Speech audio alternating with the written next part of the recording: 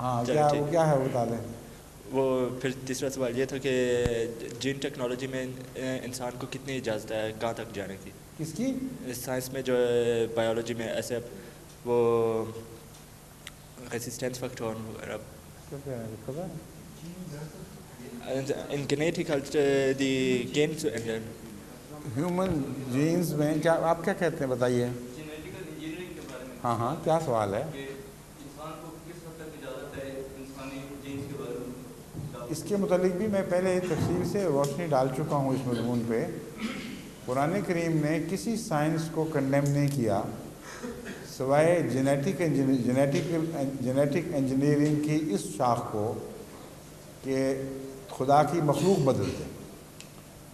جہاں بھی تخلیق میں دخل اندازی ہوگی اور مخلوق بدل کر نئی مخلوق پیدا کرنے کی اٹیمپٹ ہوگی اس کو اللہ تعالیٰ نے واضح طور پر قرآن کریم میں کنڈیم فرمایا ہے، اس کو رد کیا ہے اور فرمایا ہے یہ شیطانی وسوسوں کے نتیجے میں ایسا ہوگا.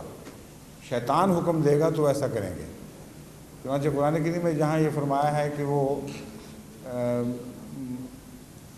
نئی قسم کی چیزیں ایجاد ہوں گی، وہاں ذکر میں فرماتا ہے کہ وہ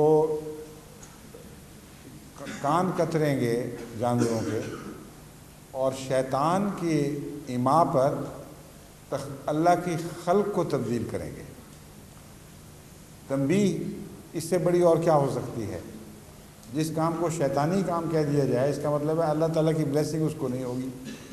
اور خطوات الشیطان کے متعلق اللہ تعالیٰ بیان فرماتا ہے کہ وہ تمہارا دشمن ہے، اس لیے تم اگر اس کی پیروی کرو گے تو تم اپنا نقصان اٹھاؤ گے. اسی وجہ سے میں احمدی جینیٹک انجینئرس کو مشورہ دیتا ہوں ہمیشہ، جو یہ تعلیم حاصل کر رہے ہیں، یہ بننے والے ہوں یا بن چکے ہوں، کہ تم تخلیق میں تبدیلی کا بالکل کوئی کام نہ کرنا، ریسرچ ہی نہ اس پر کرو. ایسے کام کیے جا سکتے ہیں جہاں خدا کی مخلوق کی حفاظت کے لیے جینیٹک انجینئر کو خدمت پر لگا دیا جائے. مثلا کینسر ریسرچ ہے، اس میں بعض جینز کی خرابیوں کے نتیجے میں کینسر پیدا ہو جاتا ہے. ان جین کو تبدیل کر دیا جائے ہیلتھی جین سے اور اس کے نتیجے میں اس بیماری سے نجات مل جائے تو اللہ کی تخلیق میں تبدیلی نہیں ہے بلکہ اللہ کی تخلیق کی حفاظت ہے. اس لیے ہر علم اور ہر سائنس کو فائدے میں بھی استعمال کیا جا سکتا ہے اور نقصان میں بھی استعمال کیا جا سکتا ہے.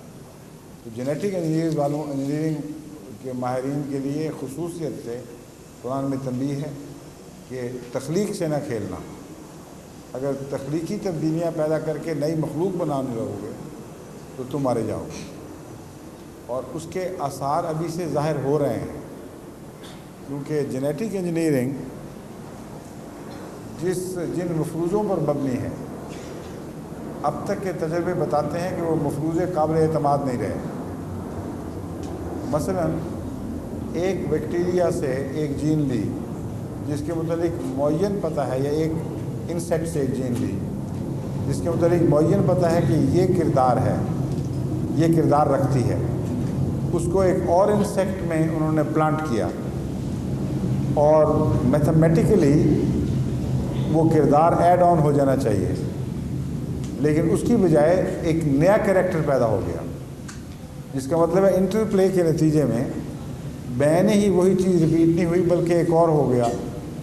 اور اس کی وجہ سے یہ خطرہ پیدا ہوا کہ یہ جینیٹک انجینئر کہیں بعض ایسی چیزیں نہ پیدا کر دے جو ہاتھ ہی سے نکل جائیں.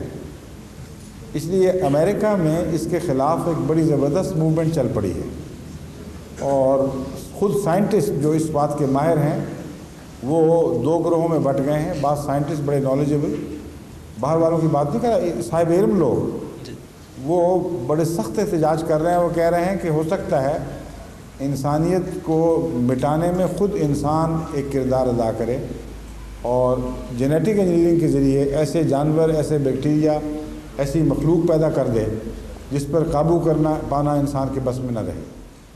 تو یہ وہ ایک شاخ ہے جس کے ایک استعمال کو، سب کو نہیں، قرآن کریم نے واضح طور پر رد فرمایا ہے. ٹھیک ہے، شکریہ.